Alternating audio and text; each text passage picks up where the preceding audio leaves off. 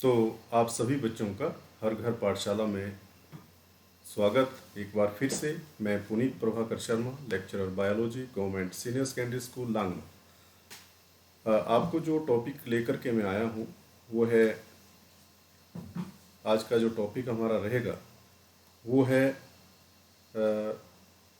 Semi technical terms जो हम use करते हैं। जो सेमी टेक्निकल टर्म्स हम यूज़ करेंगे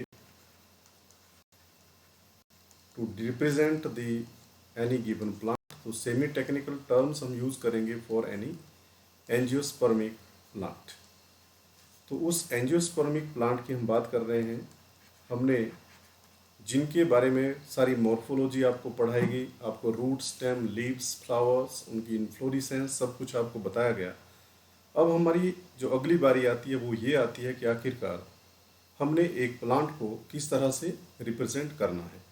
तो रिप्रेजेंट करने के लिए हमारे पास जो बातें हैं वो सबसे पहले हम देखेंगे कि जो प्लांट होता है, जब हम उनकी टेक्निकली जब हम उनको डिस्क्राइब करना चाहते हैं तो हमारे पास जो टॉपिक होना चाहिए, जो हमें पता होना चाहिए इसके बारे में, वो ये है कि उसकी ब्रीफ हमने ब्रीफ जो है बताना होता है। उसके बीच में हमारा एक साइंटिफिक लैंग्वेज के थ्रू हमें उसको समझाना होता है। और उसके बाद एक जो है वो प्रॉपर सीक्वेंसेस में जो टर्म्स हैं वो होनी चाहिए, जो रिप्रेजेंटेशन है उसका एक प्रॉपर सीक्वेंसिंग होना चाहिए और ओवरऑल वो सिंपल भी होना चाहिए। तो ये 4-5 बातें हम ध्यान में रखते हैं। सबसे पहले, इससे पहले कि हम डिस्क्रिप्शंस पढ़ें, मैं आपको बता देना चाहता हूँ कि यहाँ पर हमने एक प्लांट लिया है जिसका एक ट्विग आपको दिख रहा है। तो ये ब्रांच है, you know this one, it is the branch. तो जो ब्रांच होती है वही मॉडिफाइड होती है। आपको पता है कि फ्लावर वही बनाता है, इसलिए फ्लावर को हम मॉडिफिकेशन ऑफ शूट बोलते हैं। तो जब आप इसको देख रहे हैं तो आपको यहाँ पर स्टॉक दिख रही है, तो that is called as the pedicels. ठीक है, ये फ्लावर आपको दिख रहा है, यहाँ से आप इसको देख रहे हैं। जो ये स्टेम है, इसके कंपैरिजन में जब आप इस भाग को देख रहे हैं आगे वाले को, तो ये जो पोर्शन आपको दिखता है it is called as the anterior part, और ये जो बैक साइड पर है it is called as the posterior part. ये बहुत बड़ा रेफरेंस हमारे पास होता है कि जो हम यहाँ पर बनाए हैं, इस स्टेम के ऊपर, इस एक्सिस के ऊपर, जो एक्सिस है ये वाला, इसको हम बोलते हैं mother axis, and that is represented at here. तो ये जो मदर एक्सिस है इसका आपको पता होना चाहिए कि मदर एक्सिस के बिल्कुल सामने वाला पोर्शन पोस्टीरियर होता है और उसको हम टॉप पे शो करते हैं। मदर एक्सिस हमेशा हम बिल्कुल टॉप पर बनाते हैं, और उसकी इसलिए इसके नीचे वाला जो भाग ये आपको दिख रहा है ये कौन सा होगा? पोस्टीरियर पार्ट होगा। ये कौन होगा? एंटीरियर होगा। ये लेटरल साइड पर होंगे। तो इस तरह से हमें इसको रिप्रेजेंट करना होता है। तो जो ये हम बना रहे हैं ये है आपके पास फ्लोरल डायग्राम। तो हम दो चीज़ें बनाएंगे जो डिस्क्रिप्शन जब हम करते हैं तो हमें फ्लोरल डायग्राम और फ्लोरल फॉर्मूला, ये दो चीज़ें हम यहाँ पर बताएंगे आप सभी को। तो कैसे हम फ्लोरल फार्मूला बनाते हैं और कैसे ये हमारी हेल्प करते हैं किसी भी प्लांट को रिप्रेजेंट करने में। जनरली हम प्लांट को अलग से नहीं पढ़ते हैं, प्लांट को हम फैमिली के अंडर पढ़ते हैं, ताकि फैमिली के अंडर बहुत सारे जितने भी प्लांट आते हैं उन सब प्लांट्स के बारे में हम थोड़ी थोड़ी बातें जान पाए। तो हम बजाय इसके हम फैमिली को ज़्यादा पढ़ना उचित समझते हैं। तो जब भी हमने फैमिली को डिस्क्राइब करना है, मतलब हमें प्लांट को डिस्क्राइब करना है, तो आपको ऑब्जर्वर आप यहाँ पर हैं। तो जिस पोर्शन को आप पहले अपनी तरफ को देख रहे हैं वो एंटीरियर, ये पोस्टीरियर, लेटरल साइड। और फिर फ्लावर के अंदर आप क्या देख पाते हैं? सबसे पहली चीज़ कि वो कंप्लीट है या नहीं है। कंप्लीट का मतलब होता है जब उसके अंदर चारों चीज़ें प्रेजेंट हैं, मतलब जो ग्रीन कलर कैलिक्स है, फिर ये कलरफुल कोरोला है, और उसी तरह से ही फिर यहाँ पर एंड्रोसियम है, उसी तरह से ही गाइनेशियम है। तो ये सब चीज़ें आपको जब होंगी किसी फ्लावर के अंदर, दोनों सेक्सेस प्रेजेंट हैं तो ये बाइसेक्सुअल फ्लावर कहलाएगा। चारों चीज़ें प्रेजेंट है, that is calyx, Corolla, androecium, gynoecium, चारों चीज़ें प्रेजेंट है तो कंप्लीट फ्लावर कहलाता है। कोई एक आधी चीज़ एब्सेंट हो इन चारों में से तो उसको हम इनकम्प्लीट फ्लावर बोलते हैं। अगर फ्लावर अकेला हो तो उसको हम सोलिटरी बोलते हैं, जैसे कि चाइना रोज में आप पढ़ते हैं। अगर वो ग्रुप में हो, जैसे मस्टर्ड में हम पढ़ेंगे, दैट इज इन इन्फ्लोरेसेंस, तो उसको हम ग्रुप ऑफ फ्लावरिंग कहते हैं। तो ग्रुप ऑफ फ्लावरिंग हम कहते हैं। तो जब भी हमने डिस्क्रिप्शन करना है तो हमने इन चीज़ों को समझना है, ठीक है। तो यहाँ पर हम दो चीज़ें बता रहे हैं आपको, floral formula and floral diagram. तो फ्लोरल फॉर्मूला बनाने के लिए हमें पता होना चाहिए कि बी आर का मतलब क्या होता है। ये ब्रैक्टिएट है। ब्रैक्टिएट क्या चीज़ होती है, जैसे ये फ्लावर लगा है तो नीचे अगर थोड़ा सा लीफ लाइक स्ट्रक्चर अगर प्रेजेंट होगा तो ये ब्रैक्टिएट है, अगर नहीं होगा तो फिर ये ई बी आर होता है, ई ब्रैक्टिएट हम उसको बोलते हैं। और उसके बाद ये एक्टिनोमॉर्फिक, ये जो निशान आपको दिख रहा है ये एक्टिनोमॉर्फिक का है, जिसका मतलब होता है कि किसी प्लांट के पार्ट को, किसी फ्लावर को जब आप सेंटर से दोनों तरफ को काटते हैं equally, then you get the equal half. तो इस तरह की जो सिमेट्री है उसको हम रेडियल सिमेट्री बोलते हैं। तो ये जो मैंने आपको डायग्राम बनाया है सामने, ये ब्रेसिका का है, क्योंकि आपकी एनसीईआरटी में ब्रेसिका को दिया गया है डिस्क्रिप्शन करने के लिए, समझाने के लिए ब्रेसिका की बात की गई है। तो ब्रेसिका जो सरसों होती है वही, तो उसके ब्रैक्टिएट होती है, एक्टिनोमॉर्फिक होती है, मतलब वो रेडियल सिमेट्री शो करती है, बाइसेक्सुअल, दोनों सेक्सेस प्रेजेंट होते हैं। कैलिक्स इसमें देखिए यहाँ पर दो होते हैं, ठीक है, दो, इसलिए दो में से दो मतलब ये सब बाहर हैं, ये और दो अंदर की तरफ को होते हैं। तो ऐसी एस्टिवेशन को हम बोल देते हैं इम्ब्रिकेट एस्टिवेशन। ये वाला अंदर वाला जो एस्टिवेशन है ये जो करोला का है, ठीक है। तो फ्लोरल डायग्राम में हमें दोनों चीज़ें समझ में आती है, एस्टिवेशन जो होती है वो भी, और यहाँ पर हमें प्लेसेंटेशन, ये दोनों चीज़ें हमें देखती हैं, जो कि फ्लोरल फार्मूला में हमें नहीं समझ में आता है। आपने क्या समझना है कि फ्लोरल फार्मूला और फ्लोरल डायग्राम दोनों एंजियोस्पर्म को डिस्क्राइब करने के लिए क्यों जरूरी होते हैं। तो यहाँ पर क्योंकि हमें ये पता नहीं चल पाता है कि कौन सी प्लेसेंटेशन है और कौन सी इसके अंदर एस्टिवेशन है, ठीक है। तो एस्टिवेशन और प्लेसेंटेशन हमें फ्लोरल डायग्राम से पता चलता है।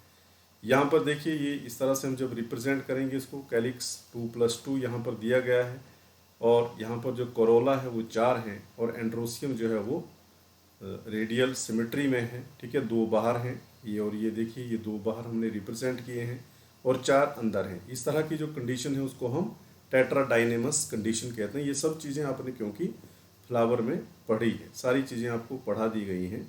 तो कैलिक्स जो होता है सबसे आउटर मोस्ट पार्ट होता है, जो ग्रीन कलर का होता है, ठीक है। उसके दो हर्ल होते हैं, एक बाहर एक अंदर, तो दो दो, इसलिए 2+2 हम यहाँ पर लिख रहे हैं। कोरोला 4 होते हैं। एंड्रोसियम, इसको टेट्राडाइनेमस कंडीशन बोलते हैं हम, दो बाहर 4 अंदर छोटे छोटे वाले। और गाइनेशियम जो कार्पल होता है वो फ्यूज्ड होते हैं, दो हैं, कंडीशन सिनकार्पस कहते हैं हम। इस तरह से हम इसको रिप्रेजेंट करते हैं। एक बार फिर यहाँ पर आएंगे, उससे पहले हम आगे चलेंगे और इसको पढ़ेंगे कि आखिरकार डिस्क्रिप्शंस किस तरह से की जाती है। तो जब भी हमने डिस्क्रिप्शन करनी है तो एक, जैसा आपको बताया गया कि डिस्क्रिप्शन जो है एक ब्रीफ होना चाहिए, साइंटिफिक लैंग्वेजेस उसमें होनी चाहिए, वो सिंपल होना चाहिए और एक प्रॉपर सीक्वेंस में होना चाहिए। तो सबसे पहले बेटा आप क्या करोगे, जब भी किसी प्लांट को डिस्क्राइब करोगे तो सबसे पहले आप लिखेंगे उसकी habit, then it is followed by habitat, then it is followed by its vegetative part, then it is finally it is followed by reproductive part, जो सबसे प्रमुख भाग होता है। तो वेजिटेटिव पार्ट यहाँ पर होगा, and finally it is the reproductive part, जो फ्लावर का हिस्सा है, जो फ्लावर है, that is called as the reproductive phase और पार्ट ऑफ द फ्लावर। तो जब भी आपको डिस्क्राइब करना है तो इस तरह से ही डिस्क्रिप्शन करना होता है। तो सबसे पहले आपने हैबिट देखना है कि प्लांट कैसा है, हर्ब्स हैं कि वो श्रब है, ये आपको लिखना होता है कि जिस भी प्लांट के बारे में आप पढ़ेंगे उसके बारे में लिखना पड़ता है कि वो हर्ब है, कि वो श्रब है, या ट्रीज़ हैं, या फिर वो अपनी लाइफ साइकिल एक सीज़न में पूरा करते हैं, मतलब एनुअल हैं, या 2 सीज़न में पूरा करते हैं, बाइनियल्स हैं, या बहुत समय सीज़न के लिए वो चलते हैं, पेरिनियल्स हैं। तो ये चीज़ें आप हैबिट पहले डिस्कस करेंगे। Then it is followed by second one habitat. तो हैबिटेट के बारे में आप पता करेंगे फिर कि वो कैसे हैं, मतलब वो मीज़ोफाइट हैं, कैसी कंडीशन पर रहते हैं वो, या वो ज़ैरिक कंडीशन पे रहते हैं, वो ज़ीरोफाइट हैं, या फिर वो पानी में रहते हैं, मतलब हाइड्रोफाइट्स हैं। तो ये सब चीज़ें आपको किसी भी प्लांट के बारे में डिस्कस करना होता है। तो तीसरा भाग जो आता है वो वेजिटेटिव पार्ट का आता है। उस वेजिटेटिव पार्ट में भी आपको एक सीक्वेंस ही लेना पड़ता है। तो उस वेजिटेटिव सीक्वेंस में आपने सबसे पहले क्या करना होता है, रूट को डिस्क्राइब करना होता है, वो कैसा है, ठीक है, उसके अंदर कोई मॉडिफिकेशन तो नहीं है। Then it is followed by stem. फिर आपने स्टेम को पढ़ना है कि वो क्या है, क्लाइंबर्स तो नहीं है, या अंडरग्राउंड तो नहीं है, ठीक है, एरियल है, फ्लैट है, सिलिंड्रिकल है, शेप, जो सारी चीज़ें आप वहाँ पर पढ़ेंगे। क्योंकि आप सब चीज़ें पढ़ चुके हैं तो मैं ज़्यादा नहीं इसके बारे में बताऊंगा। Then it is proceed by leaf. तो आप फिर लीफ के बारे में पढ़ेंगे। आप देखेंगे कि लीफ कंप्लीट है, मतलब पूरा है, ठीक है, इंटायर है, ठीक है, सिंपल है, ठीक है, इस तरह से एक सिंपल है, या फिर वो कंपाउंड लीव्स है।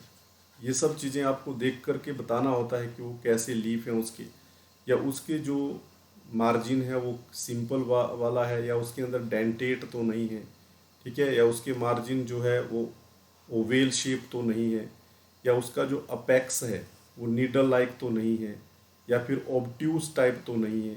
On the basis of that you can describe every different plants in different ways. तो वेजिटेटिव रिप्रोडक्शन में सॉरी वेजिटेटिव पार्ट में आपको इन 3 पार्ट्स पर ध्यान देना होता है, रूट, स्टेम और लीफ। फिर बच गया हमारे पास रिप्रोडक्टिव फेज। तो उस रिप्रोडक्टिव फेज में हमें बताना होता है फ्लावर के बारे में, कि जो फ्लावर है वो कैसा है, ठीक है। तो फ्लावर की इन्फ्लोरिसेंस कैसी है, सबसे पहले आपने उसकी बात करनी है कि इन्फ्लोरिसेंस कैसी है, क्योंकि आपको 2 इन्फ्लोरिसेंस बताई गई हैं। एक को बोलते हैं हम साइमोस और एक को बोलते हैं हम रेसिमोस। तो इतना इतना छोटा छोटा ब्रीफ में आपको लिखना होता है बेसिकली, ठीक है। साइमोस जो है वो कैसी होती है, that is a limited growth, क्योंकि ये थोड़े समय के लिए होगी, उसके बाद ये रुक जाती है। लेकिन जो रेसिमोस है वो अनलिमिटेड है। तो जो ब्रेसिका है वो अनलिमिटेड फ्लावरिंग शो करता है, जबकि जो सोलानेसी, जो सेलानम है, ठीक है, जैसे कि ब्रिंजल वगैरह, उसमें साइमोस इन्फ्लोरिसेंस देखी जाती है। तो आपको इन्फ्लोरिसेंस वहाँ पर बतानी पड़ती है। फिर आपको फ्लावर के बारे में बताना पड़ता है कि वो कंप्लीट है, इनकम्प्लीट है, ठीक है। फिर हम फॉलो करेंगे इसको इसी ऑर्डर में। सबसे पहले कैलिक्स, फिर पढ़ेंगे कोरोला, फिर पढ़ेंगे एंड्रोइसियम, फिर पढ़ेंगे हम गाइनेशियम। तो ये भी एक स्टेप वाइज सिस्टम है, हम उल्टा नहीं पढ़ लेते, हर कहीं से शुरू नहीं करेंगे। तो यही आपको एक मैं बता रहा हूँ कि ये प्रॉपर सीक्वेंसिंग होती है। जैसे हम हैबिट, हैबिटेट, वेजिटेटिव, फिर वेजिटेटिव के अंदर भी हमने सीक्वेंस पढ़ा, रूट, स्टेम, लीफ। उसी तरह से फ्लावर को जब पढ़ेंगे, जो रिप्रोडक्टिव फेज हम पढ़ेंगे, तो उसको भी एक सीक्वेंस में पढ़ते हैं। तो कैलिक्स का भी आप सभी को पता है कि कैलिक्स जो है वो आउटर मोस्ट पार्ट होता है, ठीक है, वो फ्यूज्ड हो सकता है या फिर वो फ्री हो सकता है। देन कोरोला, उसकी शेप कैसी है वो आपको लिखना पड़ता है, कितने हैं, ठीक है, किस अरेंजमेंट कैसी है, इन दोनों को आपने इकट्ठा करके पढ़ना होता है। अरेंजमेंट की कैसी अरेंजमेंट है, जिसको हम बोलते हैं एस्टिवेशन, कि बड कंडीशन पर अरेंजमेंट कैसी है, कि क्या मार्जिन एक दूसरे को ओवरलैप कर रहे हैं कि नहीं कर रहे हैं, जिसको हम वेलवेट एस्टिवेशन बोलते हैं।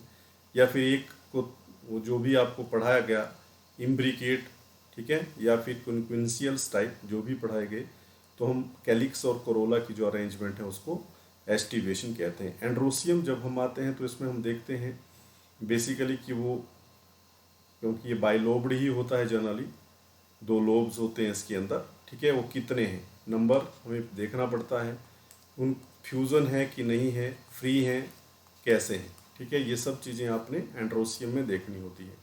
उसी तरह से गाइनेशियम को हम 2 पार्ट्स में डिवाइड करेंगे, कि हम देखेंगे कि कार्पल्स कैसे हैं, कि फ्री हैं या फिर वो फ्यूज्ड हैं, ठीक है, उनके लिए हम टर्म यूज़ करते हैं।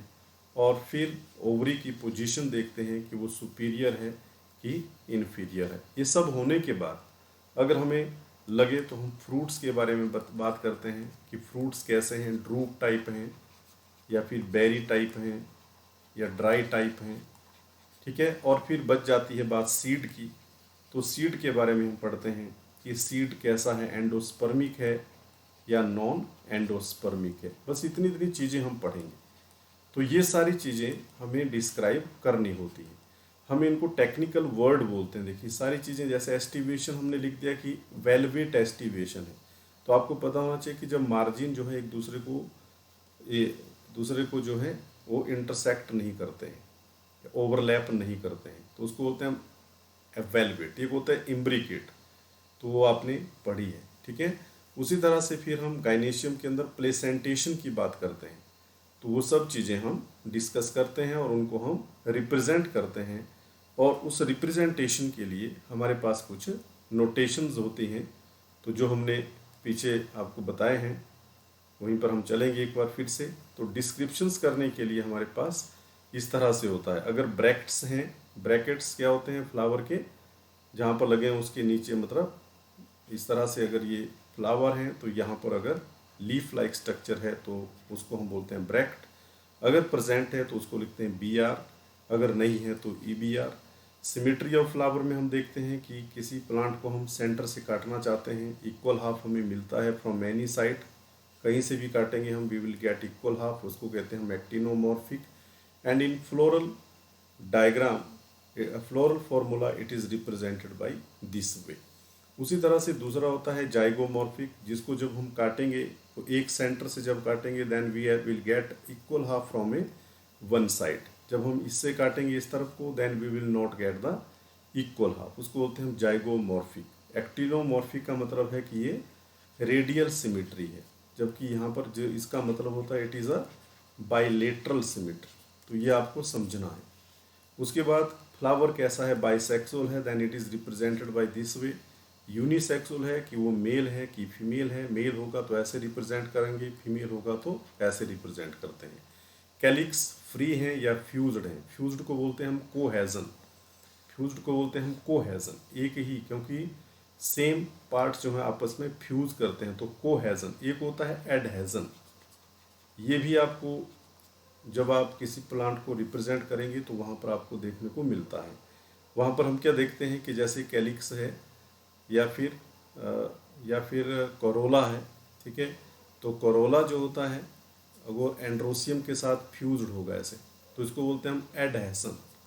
तो ये दोनों चीज़ें भी हम जब रिप्रेजेंटेशन करते हैं किसी प्लांट की, तो हमें देखना होता है कि कोहेजन और हेडेसन तो कहीं नहीं है, ठीक है। तो ये फ्री होगा तो हम ऐसे रिप्रेजेंट करेंगे, देखिए उसको फ्लोरल डायग्राम के अंदर, इस तरह से फ्लोरल फॉर्मूला के अंदर।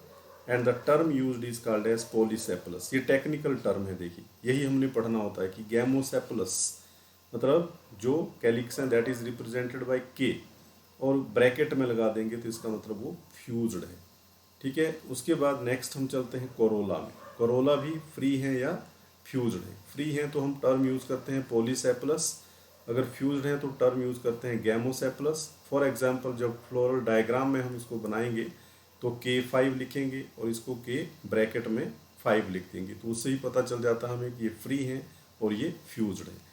उसी तरह से हम मोनोकोट में, क्योंकि हम कैलिक्स और कोरोला दोनों को डिफ्रेंशिएट नहीं कर पाते हैं, तो हम यूज़ करते हैं वर्ड वहाँ पर टैपल्स। याद रखना आपने, कैलिक्स और कोरोला को हम टैपल बोलते हैं और that is represented bye perianth. तो इन मोनोकोट्स पेरियंथ भी फ्री भी हो सकते हैं, फ्यूज्ड भी हो सकते हैं, लेकिन वर्ल में होंगे, ठीक है, क्योंकि उसमें कैलिक्स कोरोला के अंदर हम डिफ्रेंशिएट नहीं कर पाते हैं। तो हमें पता होता है कि बाहर वाला जो होता है और अंदर वाला जो होता है वो होते तो दोनों ही, इसमें से बाहर वाला तो नेचुरली कैलिक्स होगा, अंदर वाला कोरोला होगा, लेकिन उनके कलर में कोई ज़्यादा डिफरेंस नहीं होता है, इसलिए हम on the basis of that हम उनको डिस्क्राइब नहीं कर पाते हैं, तो हम उनको पेरियंथ बोलते हैं। जैसे यहाँ पर मैंने पेरियंथ 3+3 लिखा है, इसका मतलब 3 बाहर हैं 3 अंदर हैं। उसी तरह से फ्यूज्ड हैं, तीनों बाहर वाले भी अंदर वाले भी, लेकिन ब्रैकेट में हैं। फिर हम बात करते हैं एंड्रोसियम की, जो मेल सेक्स ऑर्गन होता है, उसमें भी हम देखते हैं कि सारे के सारे जो एंड्रोसियम हैं अगर वो अलग हैं, ऐसे अलग हैं, सारे के सारे अगर अलग दिख रहे हैं then it is called as monadelphous, ठीक है, और फ्यूज्ड हैं, ठीक है। तो यहाँ पर या बहुत सारे 2 में हैं, इनमें से देखो एक ऐसे रिप्रेजेंट किया गया है कि जो 9 हैं वो एक ही वर्ल में है, जबकि एक बिल्कुल अकेला होता है। तो तो 9+1 condition is called at diadelphous condition. Polyadelphous मतलब बहुत सारे फ्यूज्ड होते हैं, जैसे सिट्रस के अंदर हम देखते हैं कि बहुत सारी जगह जो नंबर ऑफ एंड्रोसियम है वो आपस में फ्यूज्ड होते हैं ऐसे। तो इस तरह से हमें टर्म यूज़ करनी होती है, मोनो-अडेल्फस, डाई-अडेल्फस, पॉली-अडेल्फस। और जब हम फाइनली गाइनेशियम में आते हैं तो वहाँ पर हम कार्पल को देखते हैं कि फ्री है या फ्यूज्ड है। फ्री के लिए हम टर्म यूज़ करते हैं जो टेक्निकल टर्म है दैट इज़ एपोकार्पस, और फ्यूज्ड के लिए हम टर्म यूज़ करते हैं सिनकार्पस, और रिप्रेजेंट करेंगे जी के साथ ऐसे 2, और इसमें ब्रैकेट में लिख दिया 2, तो ये पता लग जाएगा हमें कि ये फ्री है। और ओवरी कैसी है, सुपीरियर है या इन्फीरियर है। अगर सुपीरियर ओवरी है तो बार हम जी के नीचे लगाते हैं और 2 को फ्यूज़ कर देते हैं, और जी के ऊपर अगर लगाते हैं तो इन्फीरियर होता है। एक और होता है, आपको पता होगा, एक और होता है दैट इज़ जी, अगर हम ऐसे लिख दें तो पेरीगाइनस हाफ इन्फीरियर कंडीशंस, जो आपने पढ़ी होगी। ठीक है, जैसे कि सुपीरियर ओवरी कहाँ पर आपने पढ़ी होगी, ठीक है, in case of the brinjal, है ना, और इन्फीरियर आपने पढ़ी होगी इन केस ऑफ प्लम, और इसमें कुकुरबिटा के अंदर इन्फीरियर, और रोज़ के अंदर जो है आपने पेरीगाइनस पढ़ी होगी। तो ये सब चीज़ें क्योंकि आपने पढ़ी हैं तो हम फिर रिप्रेजेंट करते हैं इसको इस तरह से। तो ये हमारे पास जो ओवरऑल रिप्रेजेंटेशन आता है, ये देखिए फिर फ्लोरल डायग्राम बनता है हमारे पास। तो अब आपको समझ में आ रहा होगा। अभी ये क्रूसीफेरी है, ये क्रूसीफेरी के अंदर इसको देख करके आप देखेंगे ये ब्रैक्टिएट है, ये एक्टिनोमॉर्फिक है, मतलब इसको हम रेडियल सिमेट्री में काट सकते हैं। बाइसेक्सुअल है, दोनों सेक्सेस प्रेजेंट हैं। कैलिक्स 2+2 हैं, 2 बाहर हैं 2 अंदर हैं, इसलिए 2+2। कोरोला 4 हैं, 1 2 3 4, that is we have written here, क्योंकि दोनों फ्री हैं चारों के चारों। और एंड्रोसियम 2 वर्ल में हैं, 2 बाहर वाले बड़े वाले हैं और 2 अंदर वाले जो हैं दोनों छोटे छोटे होते हैं। Condition is called as tetradynamous, condition is called as tetradynamous. यहाँ पर लिख रहा हूँ मैं टेट्राडाइनेमस। तो बेटा ये टेट्राडाइनेमस कंडीशन है, तो आपने याद रखना है। गाइनेशियम यहाँ पर सिनकार्पस कंडीशन है, फ्यूज्ड है, और ओवरी सुपीरियर है। ठीक है, तो इस तरह से आपने जब इन सबको डिस्क्राइब करना है तो इस डिस्क्रिप्शंस के बाद जो सबसे जरूरी चीज़ हमें सामने आती है वो है कि जो हमें पढ़ना है बेसिकली +1 की क्लास में हमारे पास जो सबसे इम्पोर्टेंट फैमिलीज़ हैं आपको उनको हमने डिस्क्राइब करना है। तो ये आप कल पढ़ेंगे। और फैमिली हमारे पास 2 तरह की हैं, 1 और 2। ये दोनों, एक का नाम है फैबेसी फैमिली और एक का नाम है सोलानेसी फैमिली। ये दोनों आपको पढ़नी है डायकोट्स के लिए कि डायकोट्स किस तरह की होती हैं फैमिलीज़। और तीसरा जो है वो है लिलिएसी फैमिली, जिसको आपने पढ़ना है मोनोकोट के लिए। तो इस तरह से ये सारा डिस्क्रिप्शंस आपने याद करना है। ठीक है, तो एक सिस्टेमेटिकल वे हम पढ़ेंगे। We will started with habit, जो मैंने आपको बताया, then followed by habitat, then vegetative phase, और फाइनली रिप्रोडक्टिव फेज। तो ये जब आपको समझ में आ जाएगा तो जिस भी प्लांट को आपने डिस्क्राइब करना है you have to follow this proper sequencing. और प्रॉपर सीक्वेंसिंग वेजिटेटिव में भी आपने याद रखना है। क्या करेंगे हम उसमें, रूट पहले, फिर स्टेम, फिर लीफ, कि वो कैसे हैं। ठीक है, रूट कैसी है, स्टेम कैसा है, लीफ कैसा है। और रिप्रोडक्टिव फेज में भी सबसे पहले क्या बोला मैंने आपको, कैलिक्स, फिर कोरोला, और फिर एंड्रोसियम, और फाइनली गाइनेशियम।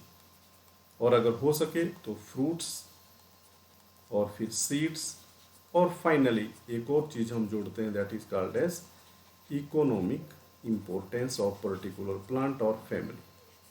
तो ये यहाँ तक आपका डिस्क्रिप्शंस रहेगा। तो ये है हमारे पास semi technical terms used for typical angiospermic plant. I hope आप सभी को समझ में आया होगा। ठीक है, thank you for watching this video. Have a great day.